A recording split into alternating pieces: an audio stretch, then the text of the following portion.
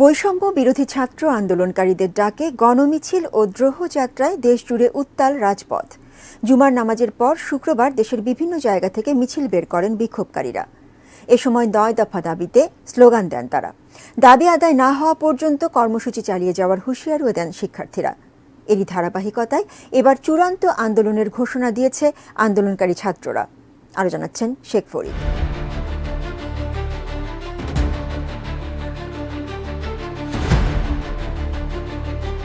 ছাত্র নাগরিকদের শান্তিপূর্ণ আন্দোলনে হামলা করে খুনের প্রতিবাদ ও ৯ দফা দাবিতে ৩ আগস্ট সারা দেশে বিক্ষোভ মিছিল কর্মসূচির ঘোষণা দিয়েছে বৈষম্য বিরোধী ছাত্র আন্দোলন। একই সঙ্গে ৪ আগস্ট থেকে অনির্দিষ্টকালের জন্য সর্বাত্মক অসহযোগ আন্দোলনের ডাক দিয়েছেন তারা।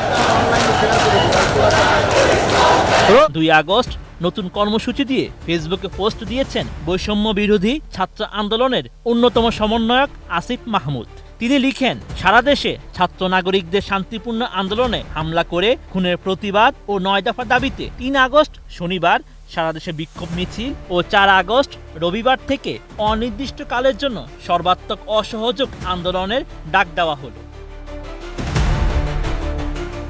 বৈষম্য বিরোধী ছাত্র আন্দোলনের এই সমন্বয়ক আরও লেখেন, সারা দেশের আপামর জনসাধারণকে অলিতে গলিতে পাড়ায় পাড়ায় সংগঠিত হয়ে কর্মসূচি সফল করার আহ্বান করা হচ্ছে। ডিজাইন, এলিগেন্স, বিউটি, সেরা পণ্য সবার জন্য জেভিকো।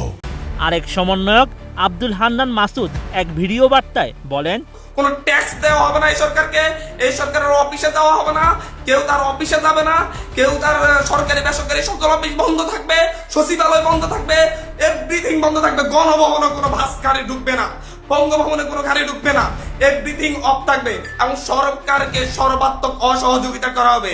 কেউ ট্যাক্স দিবেন না, প্রয়োজন বিদ্যুৎ বিল দেওয়া যাবে না।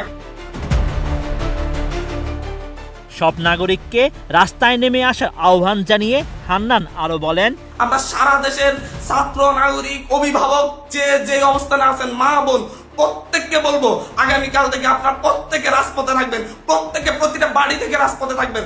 আপনারা কেউ ঘরে বসে থাকবেন না, এটা আপনাদের দায়বদ্ধতা।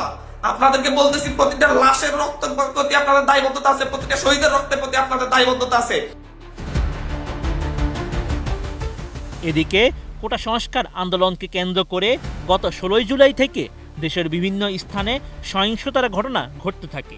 এসব ঘটনায় সরকারের পক্ষ থেকে এখন পর্যন্ত ১৫০ জন নিহত হওয়ার তথ্য নিশ্চিত করা হয়েছে, যদিও বিভিন্ন গণমাধ্যমে এই সংখ্যা ২ শতাধিক বলে দাবি করা হচ্ছে।